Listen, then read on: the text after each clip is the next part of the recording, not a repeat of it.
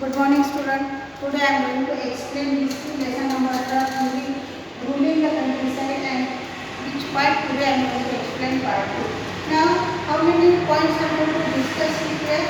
A new system is devised, the numero system, all was not well, crops for Europe, and thus color our history, why the demand for failure in Europe. These points I have to discuss with you. The first point is a new system is devised. Now, in this point, it was in 19th century. What happened in the 19th century? In the 19th century, the British East India Company convinced the officials that what they have convinced that the permanent settlements, which they in the last part, previous part I told you that, which were that the permanent settlement means they have fixed some amount of revenue and the people have to pay that. That was the permanent settlement. So this East India Company convinced the officials that these permanent settlements or revenue settlements had to be changed again. Why it is had to be changed again? Because that East India Company was thinking that if they had not changed, then what will happen? They will not be able to do the trade also and to do the administration. Understood? That is what. So here in Bengal presidency, in the North Bengal presidency, an Englishman whose name was Walt Mackenies. What was the name of that Englishman? That Englishman name was Walt Mackenies. Now he devised the system. That which system he devised, he told that, and he felt that is our village, means the village are the social institution and we must have to preserve it. It was his feeling. Whose feeling it was? It was the feeling of Walt Mackenies. Walt Mackenies thinking that the village must be preserved because it is the social institution. So under the direction of that Mackenies, the collector went there to the village.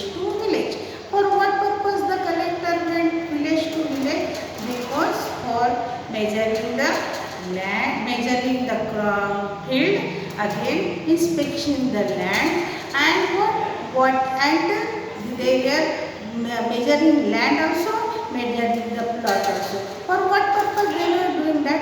How many people have, how many artists, how many peasants have, how many lands there, and which type of lands. If the land of the plot of the field is bigger, then they were taking more tax from that particular peasant or particular person. Or if anybody has such a small plot, then they were taking small amount of revenue from them. For what purpose they went from village to village? Because to pay the taxation to everyone. That's why they went where to village to village. And this village where another name village given it was the Mahal. So before that, in the first part I told the zamindars were there, that the zamindars and the talukadar were there. Now here the zamindar and the talukadar, which was collecting the taxes before that. Now according to this Englishman whose name was Walt Mackenies, he told that this duty, who will do that duty? Duty would be done by the village headman. Then they had made in charge of village headman, and this village headman collect the taxes from the people, collect the taxes from the peasants, and they were paying to whom? To the East India Company. And that system is called the Mahalwari system. Understood the first point? That is, a new system is devised in that this Walt Mackenies, he had made the new system. He had given too much importance to the villages, and his thinking was village was the social institution and it must be preserved. That's why under his guidance the collector went there to the villages and they were measuring the land, and then what? Inspecting the land and measuring the plot and giving what? Such a taxes to the people there. And who was collecting the taxes? That village headman was collecting the taxes and giving to the East India Company. And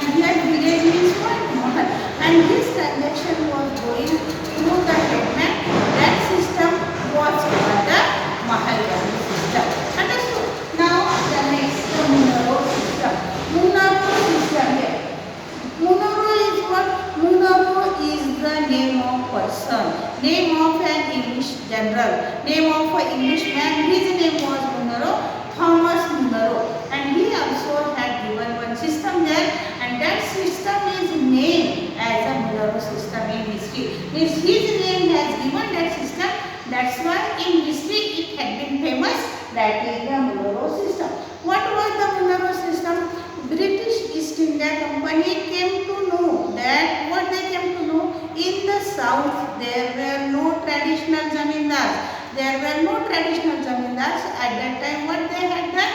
Now they had established the permanent settlements there. Now who had done first this work? This work first of all done by the Alexander Reed. Alexander Reed first of all done that work and followed by Alexander Reed followed by that is the Thomas Munro. And whenever the Alexander Reed was there, at that time what he had done that system, permanent settlement. Permanent settlements were to pay the fixed taxes, pay the fixed revenue taxes from the people. That was the permanent settlement. And whenever he had started in the south, because in the south there was no traditional zamindar. At that time, what happened? These people, Alexander Reed, which he has started in the small scale, and which land he had used? He had used the land which land? That is the Tipu Sultan's land, because they had defeated East India Company, defeated Tipu Sultan. In the second lesson we had seen, and his land was there, Tipu Sultan's land was there, and this Alexander Reed, he has started that permanent settlement in the small scale. So this Munro was very much impressed by Alexander Reed, and he also started the permanent settlement there, and he had taken some taxes from whom? That the cultivator. And this work, whenever he established the permanent settlement there, that name given, that is the Rayat or the Rayatwari. Understood that? Rayat and the Rayatwari. And whenever he had given the name to the Rayat and the Rayatwari, that's the cultivators. Cultivators here means the peasants. The cultivator, he had taken such a taxes from whom? Taxes.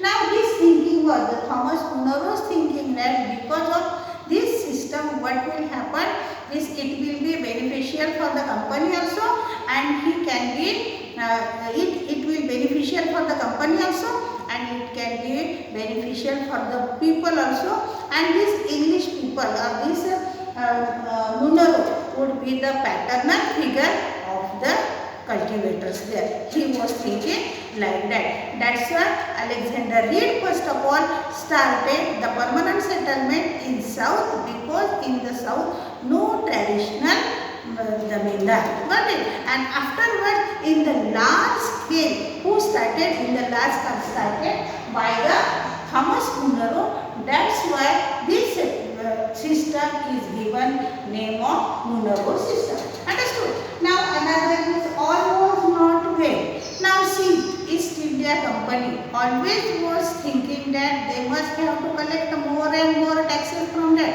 In the first point, just I told you, because they wanted, East India Company wanted more and more money. For what purpose more and more money they wanted? Because to do the administration and to do the trade. And they thought that if they had fixed the tax there permanently, 1 year that people or peasants or people have to pay this much there. Now afterwards they came to understand, if they had done such a fixation, that it would not be beneficial for the company, and in the company's cash box the money would not be there and they would not work there. That's why they thought that it would be periodically changed. Periodically changed means according to the period it would be changed. That is, here all was not well. See, this East India Company has done all the things there, but what? This was not work. Why not work? Because the cultivators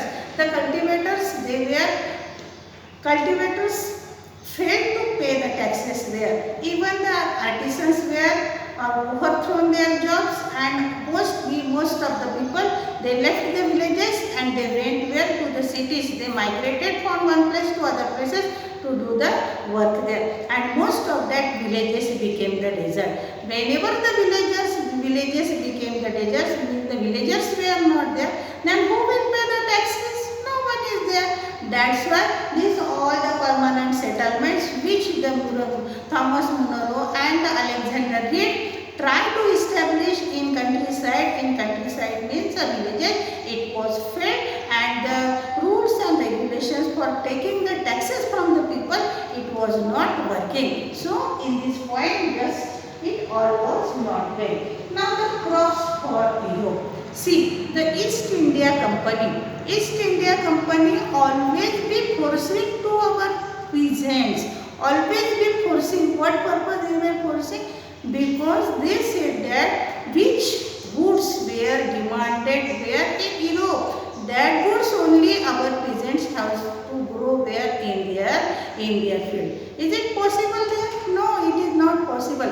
It would be the injustice to whom? Injustice on the peasants there. But it was compulsion on them that they must have to produce such a goods there which are demanded where in the Europe countries there. So this East India Company pursued it to whom? To the peasants that they must have to produce which? Opium and another is opium and indigo.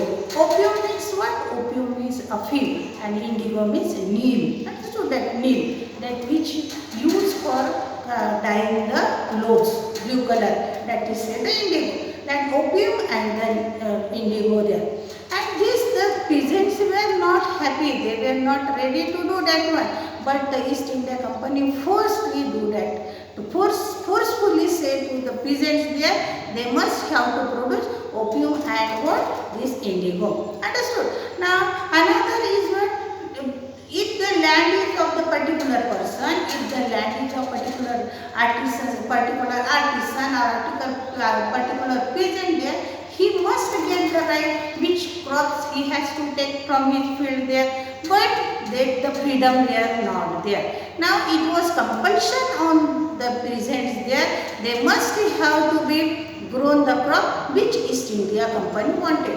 And that's why they had divided the area also. Which area they have divided? Suppose jute in Bengal. They said that the peasants have to grow jute where? In Bengal.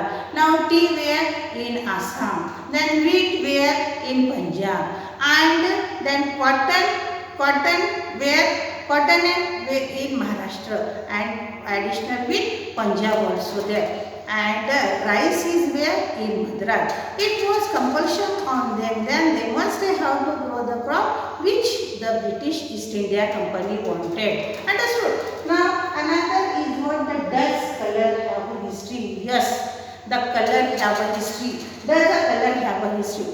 Now see, in your textbook the two pictures given is there, figure number 4 and figure number 5 there. Now figure number 4, that on the cloth such a drawing there, and that drawing is the painting there, painting had done on the cloth there, and used such a fine blue color.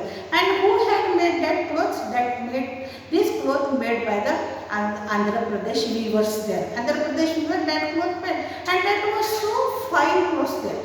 And another picture is what? It's the faint blue color picture, and it is on that picture such a floral design is there. But the color is not so bright blue color. It's such a faint blue color, and design is what? Floral design there. And who had designed that? It is designed by the William Morris. William Morris designed that one. Who was this William Morris? William Morris was an Englishman. He was a poet also, and he was a painter also. And he had done the painting where? On the cloth. Got it? This picture you can see afterwards. Got it? Another is what? That whenever this Morin had made this picture there. But our cloth, this Indian clothes always be demanded where? In European countries. Why?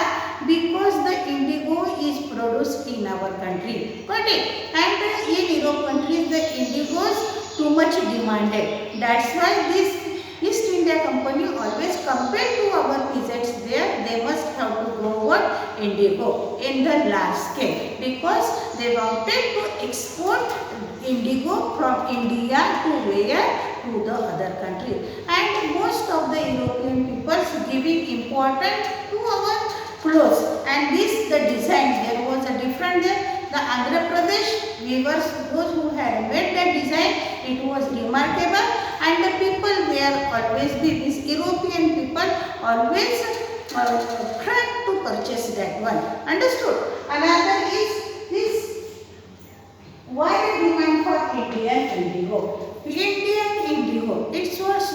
geographical condition is favorable to grow indigo in our country because India comes in the tropical region. Understood?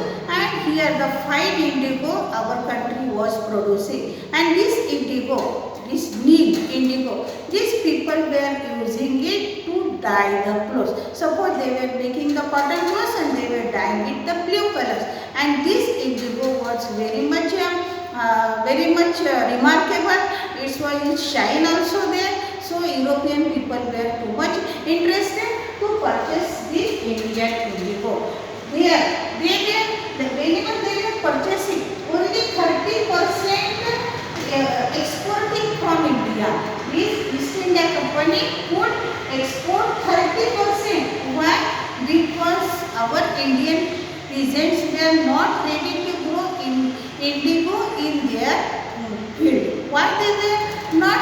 Because of that the soil degradation can be happen, and that soil degradation happened, and the next time the soil or that land was not giving proper crops there. That's why these peasants were not ready to grow indigo in their field, but it was compulsion on them. So 30% only they were exporting from India, and this indigo, which is very much important and which is very demanded in European countries, many of the people were trying to do the trade with India. So in the Europe countries, another blue colors plant there, that was the oud, WOAD, oud, that was the oud. That's blue. This also blue colors making from that, blue colors making from the oud. Now this oud they were making the color, but this oud was not so fine like our indigo. This was not so fine like our indigo. It is the color which, the blue color which made by oud is looking some pale and dull. So that's why whenever the European people making the cloth and they were dyeing with oud, that clothes was not looking fine. That's why the people were not ready to purchase the goods made by the European countries. Understood? Now here the indigos, this British East India Company is sending indigo where in the European countries, but the European country, and it was a very harmful also to the trader, to the merchants, those who were doing the work were in Europe countries. So that's why they said to their government that they must have keep ban on to the import of the indigo. Import of the indigo means they say that this the merchants, those who were there in the Europe countries, they said that they should not purchase indigo where from India. Understood?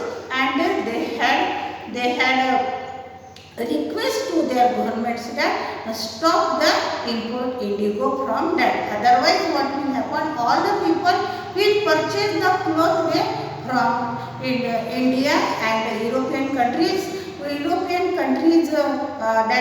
What we say, the factories would be a desert there. Understood?